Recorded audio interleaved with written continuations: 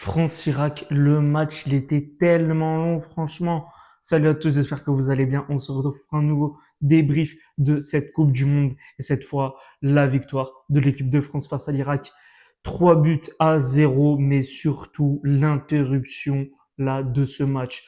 Pendant 2 heures, cette condition, cette Coupe du Monde, là, on n'en peut déjà plus que c'est que seulement la deuxième journée. Voilà, vu que les interruptions de 2 heures, c'était vraiment extrêmement long.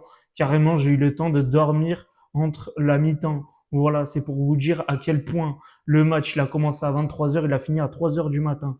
4 heures le match. 4 heures. En tout cas, victoire. Voilà, très clair. 3 buts à 0. Kylian Mbappé, là, c'était un vrai patron. Là, on a vraiment vu qu'il portait l'équipe de France. Là, franchement, un match plus que réussi de sa part. Certes, il a mis un doublé. Voilà, d'ailleurs, très beau but vers la 15e minute de jeu du pied gauche. Il ouvre le score magnifique.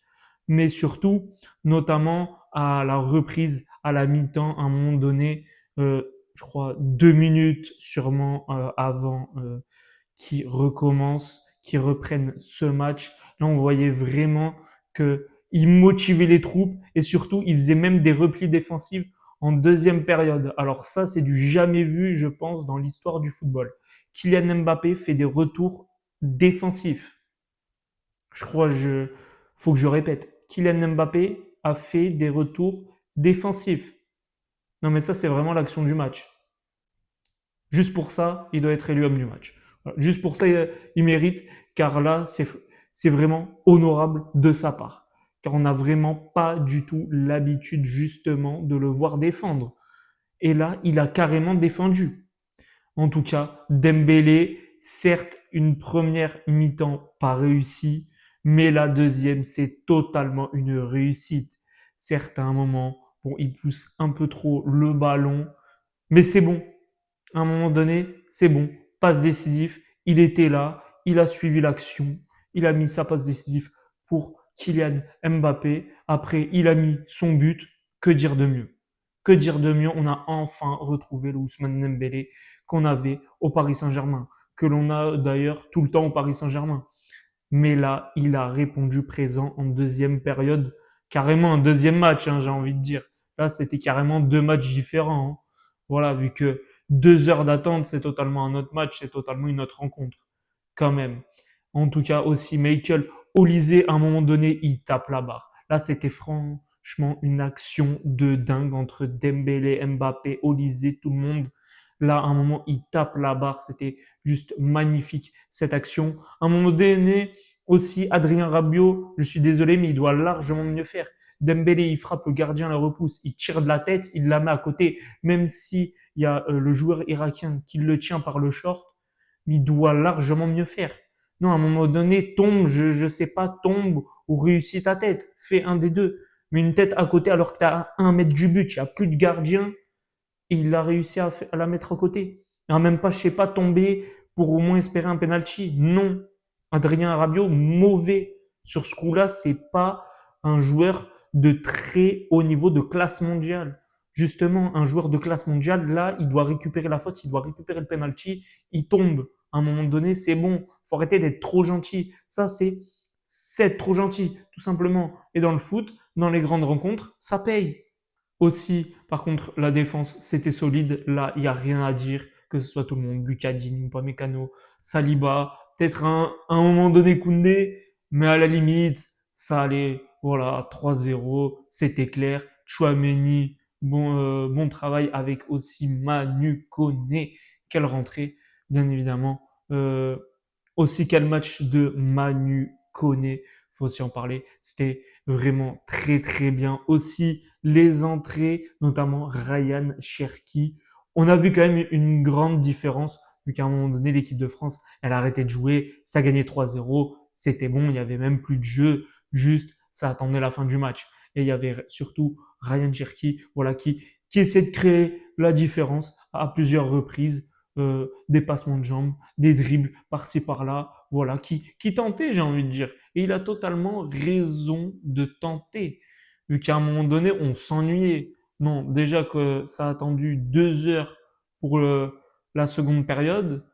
Et en plus de ça, ça joue même plus. Alors là, mais autant dormir, autant ne même pas regarder le match et boycotter carrément. Voilà, c'est bon, faut boycotter, c'est bon, faut boycotter, c'est bon. Non, je rigole, bien évidemment. Mais en tout cas, bon, la deuxième mi-temps, c'était plus qu'une réussite, mais en même temps, c'était logique, j'ai envie de dire. C'était normal. Voilà, les Irakiens, c'est une petite nation.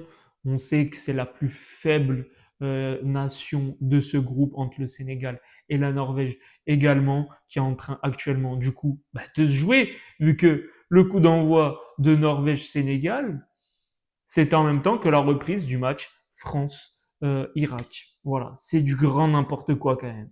Cette Coupe du Monde, c'est vraiment lunaire. Là, elle est vraiment historique pour le coup. Bon, pas dans le bon sens du terme, je pense, mais elle est historique. Ça, on peut pas lui en vouloir. Franchement, elle aura marqué les esprits déjà. Cette Coupe du Monde a seulement 2 journées. 2 journées.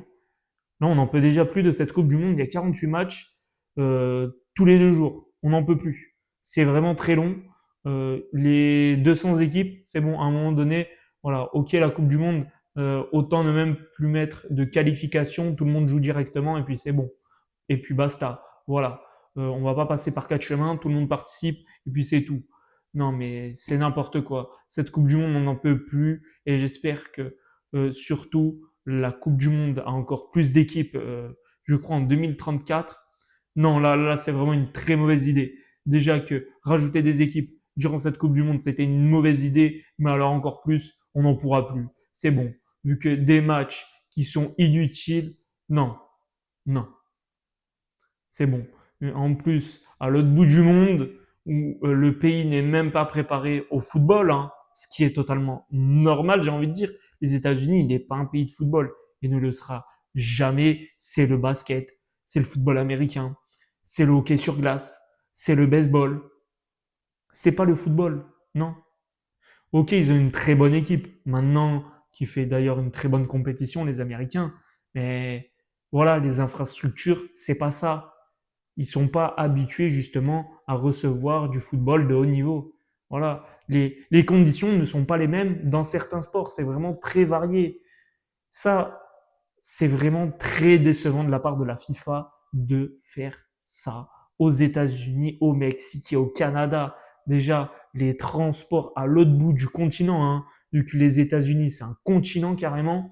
C'est le truc, c'est comme si tu jouais le match au Portugal, le lendemain, tu te retrouves, t'es en Bulgarie. Ça n'a aucun sens cette Coupe du Monde.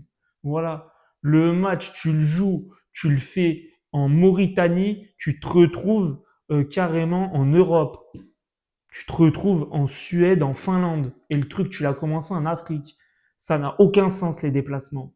Ça, on n'en peut plus. Non, mais déjà, les conditions, il n'y a rien qui va. La météo, le protocole, ou à la limite, tu le fais reporter le lendemain, le match, c'est pas grave. C'est bon, c'est un jour, ça va aller.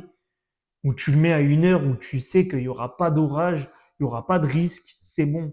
C'est clair, c'est précis, où tu changes le lieu, tu mets un lieu où c'est sûr vu que 2 heures d'attente, 2 heures d'attente, dites-vous déjà juste pour un spectateur, c'est long, mais imaginez surtout ceux qui sont en tribune à attendre. 2 heures à attendre. Et aussi les footballeurs. Mais là, ils jouent un autre match. Le rythme, il est cassé, il n'y en a plus. Hein.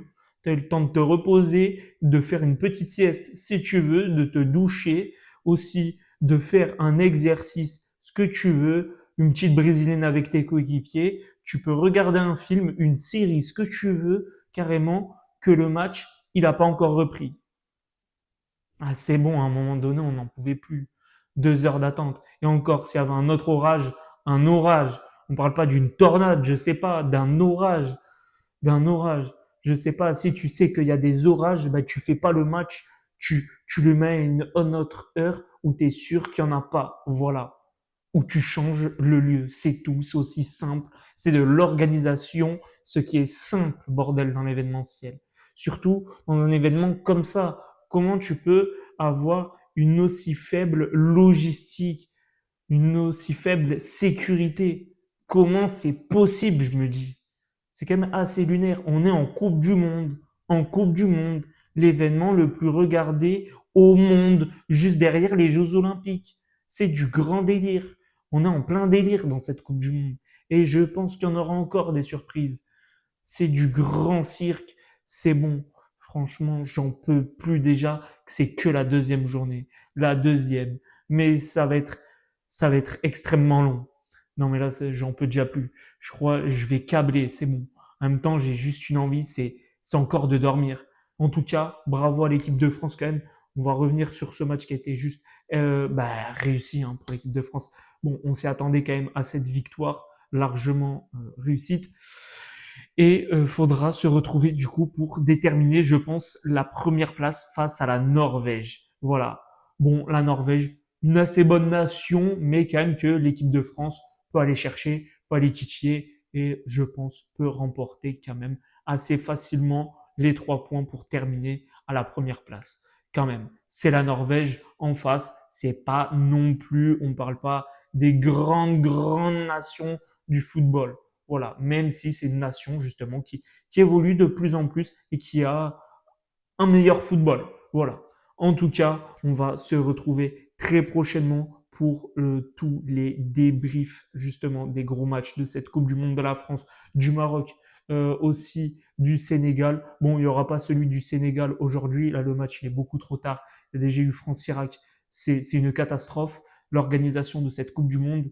Et en tout cas, et aussi, n'hésitez pas à vous abonner à ma chaîne YouTube bien évidemment, à mettre un j'aime, un commentaire, qui a été justement l'homme du match aujourd'hui. Aussi, suivez-moi sur tous mes réseaux sociaux, lien totalement dans la description. Et sur ce, on va se retrouver très prochainement pour de nouveaux débriefs et d'actualités de cette Coupe du Monde.